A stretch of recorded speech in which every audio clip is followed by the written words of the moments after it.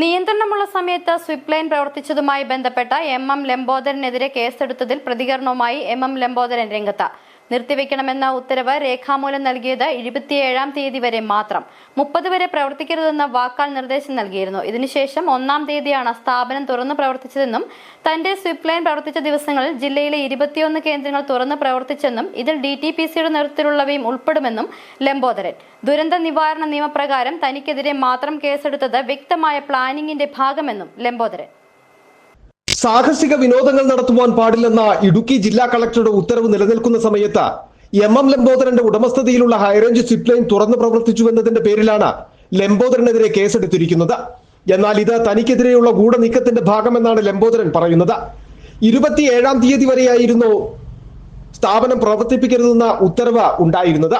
27-ന് രാവിലെ വീണ്ടും വില്ലേജ് അധികൃതർ എത്തി 3 ദിവസം കൂടി നിർത്തിവെക്കുവാൻ ആവശ്യപ്പെട്ടു. എന്നാൽ 31-ാം തീയതി വരെ അടച്ചിടുമെന്ന് അറിയിക്കുകയും ചെയ്തു. നീട്ടിയാൽ അറിയിക്കാമെന്നും ഉദ്യോഗസ്ഥർ പറഞ്ഞിരുന്നു. പിന്നീട് ഒരു ഉദ്യോഗസ്ഥനോ ഒരു ഡിപ്പാർട്ട്മെന്റിൽ നിന്നോ നിർത്തിവെക്കുവാൻ ആവശ്യപ്പെട്ടതുമില്ല. സ്ഥാപനം ആരംഭിച്ചതു മുതൽ മുൻ ജില്ലാ കളക്ടറും ഉദ്യോഗസ്ഥരും അടച്ചുപൂട്ടിക്കുവാൻ ശ്രമിക്കുന്നുണ്ടെന്നും ലംബോദരൻ കുറ്റപ്പെടുത്തി. ഒരു 3 ദിവസം കൂടി ഇതിൻ്റെ പ്രവർത്തനം നിർത്തിവെക്കണം എന്ന് വാക്കാൽ ആവശ്യപ്പെട്ടു. അപ്പം ഈ 30-ാം തീയതി വരെയാണ് അവർ പറഞ്ഞ ഡേറ്റ്. അപ്പോൾ ഞാൻ അവരോട് പറഞ്ഞൊരു കാര്യം ചെയ്യേ, 30-ാം തീയതി ആക്കണ്ട, 31-ാം തീയതി വരെ ഞാനിത് അടച്ചിട്ടോളാം. അതിനുശേഷം ഏതെങ്കിലും രൂപത്തിൽ ഇതിൻ്റെ പ്രവർത്തനം നടത്താൻ തടസ്സമുണ്ടെങ്കിൽ എന്നെ അറിയിച്ചു കൊള്ളാമെന്ന് അവർ നിരവധി ആളുകൾ നിൽക്കുന്ന ആ വേദിയിൽ വെച്ച് എന്നോട് പറഞ്ഞിട്ടുള്ളതാണ്. അതിനുശേഷം ഏതെങ്കിലും ഉദ്യോഗസ്ഥന്മാർ നേരിട്ട് വന്നോ അല്ലെങ്കിൽ കളക്ടറേറ്റിൽ നിന്നോ മറ്റേതെങ്കിലും ഡിപ്പാർട്ട്മെൻറ്റിൽ നിന്നോ ഇത് തുടർന്ന് നടത്താൻ പാടില്ല എന്ന് എന്നോട് ആവശ്യപ്പെട്ടിരുന്നില്ല. അലർട്ടുകൾ മാറി ജലവിനോദങ്ങൾ ഒഴികെ മറ്റു വിനോദങ്ങൾ പ്രവർത്തിപ്പിക്കാമെന്നും കളക്ടറുടെ ഉത്തരവ് വന്നിരുന്നു. ഇതിന്റെ അടിസ്ഥാനത്തിൽ കൂടിയാണ് സ്വിപ്പ് ലൈൻ തുറന്നു പ്രവർത്തിച്ചത്. തന്റെ മാത്രമല്ല, ജില്ലയിലെ 21 സ്വിപ്പ് ലൈനുകളും തുറന്നു പ്രവർത്തിപ്പിച്ചിട്ടുണ്ട്. ഇതിൽ DTPC നടത്തുന്ന ശ്രീനാരായണപുരം അടക്കമുള്ളവയും ഉൾപ്പെടുന്നു. വാഗമണ്ണിലെ ഗ്ലാസ് ബ്രിഡ്ജ് അടക്കം തുറന്നു പ്രവർത്തിച്ചതിന്റെ തെളിവുകൾ തന്റെ കയ്യിലുണ്ടെന്നും ലംബോദരൻ പറഞ്ഞു. 21ഓളം വരുന്ന സിപ്പ് ലൈൻ വാഗമണ്ണ് മുതൽ മൂന്നാർ, മറയൂര്, മൂന്നാർ, മറയൂര്, കാന്തല്ലൂര്, മാങ്കുളം തുടങ്ങിയിട്ടുള്ള പ്രദേശങ്ങളിലെ അടക്കം 21 സ്ഥാപനങ്ങളുണ്ട്.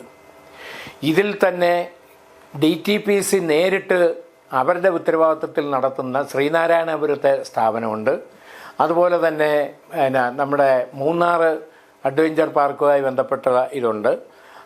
അതുപോലെ തന്നെ നമ്മുടെ വാഗമണ്ണിൽ അവിടെ ഗ്ലാസ് ബ്രിഡ്ജ് അടക്കം ഉള്ള കാര്യങ്ങളെല്ലാം DTPCയുടെ പരിപൂർണ നിയന്ത്രണത്തിലുള്ള സ്ഥാപനങ്ങളാണ്. ഈ പറഞ്ഞ 21 സ്ഥാപനങ്ങളിലും 1, 2, 3 ഈ 3 ദിവസം പ്രവർത്തനം നടത്തി എന്നുള്ളതിന് വ്യക്തമായ തെളിവുകൾ എൻ്റെ കൈവശമുണ്ട്. തന്നെ ഇത്തരത്തിൽ വേട്ടയാടാൻ തുടങ്ങിയിട്ട് കാലങ്ങളായി.